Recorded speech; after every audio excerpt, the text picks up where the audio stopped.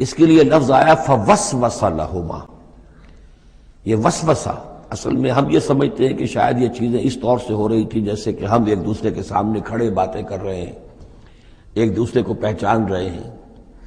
لیکن حضرت آدم اور حوا کے بھی دلوں میں وسوسہ اندازی کی ہے شیطان نے، جیسے کہ شیطان وسوسہ اندازی کرتا ہے ہمارے دلوں میں. یہ مکالمے اس طرح کے نہیں ہے کہ وہ ایک ہی محفل میں کھڑے ہوئے. عام طور پر سورہ بقرہ کے 4 رکوع میں بھی اور دوسرے مقامات پر بھی ہمارا تصور کچھ اور رہتا ہے، لیکن یہاں وہ پردے حائل ہیں. ابلیس جو ہے وہ یقیناً جو ہے جنات میں سے تھا. حضرت آدم علیہ السلام کے لیے اس وقت بھی وہ انویزیبل تھا. لہذا نفس جو آیا ہے فوسوس لہما الشیطان، وسوسہ ان کے دلوں میں ڈالا. لیبدی لہما ما وری عنہما من سوآتہما. اب یہاں خاص طور پر ایک بات آ رہی ہے، اس کو ہم متشابہات ہی میں شمار کریں گے.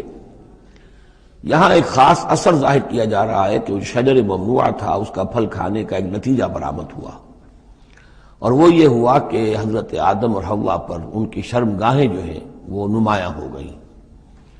یا تو ایسا ہے کہ پہلے انہیں شعور نہیں تھا، اب شعور پیدا ہو گیا، یا یہ کہ انہیں کوئی خاص لباس جنت کا حلہ اللہ تعالیٰ نے عطا کیا ہوا تھا، وہ لباس اتر گیا اس درخت کا پھل کھانے کے نتیجے میں.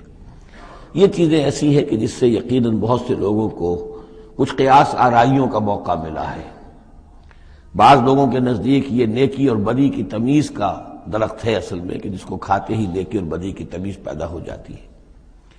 بعض حضرات کا خیال یہ ہے کہ یہ اصل میں پہلا سیکشول ایکٹ ہے آدم اور حوا کے مابین، جس کو اس سے تعبیر کیا گیا ہے. یہ مختلف آراء ہیں، مختلف جو ہیں اس میں قیاسات ہیں، لیکن صحیح بات شکل یہی ہے کہ اس کے ضمن میں ابھی ہمیں اس کو متشابہات ہی کے دائرے میں رکھ کر اور اس کے بارے میں کوئی قطعی اور حقیقی اور یقینی رائے جو ہے قائم کرنے کی کوشش نہیں کرنی چاہیے، تاکہ کہیں اور معلومات جو ہیں ہماری سائنس کے ذریعے سے اکتشافات اور معلومات کا دائرہ اور وسیع ہو جائے تو اس سے ہم پہنچ جائیں اس کی کنہ تک کہ وہ درخت کون سا تھا. لیکن یہاں ظاہر کیا گیا ہے کہ شیطان نے جو وسوسہ اندازی کی ان کے دلوں میں وہ یہ تھی فوسوس لہما الشیطان لیبدی لہما ما وری عنہما من سوآتہما وقال ما نہاکما ربکما عن ہذہ الشجرہ.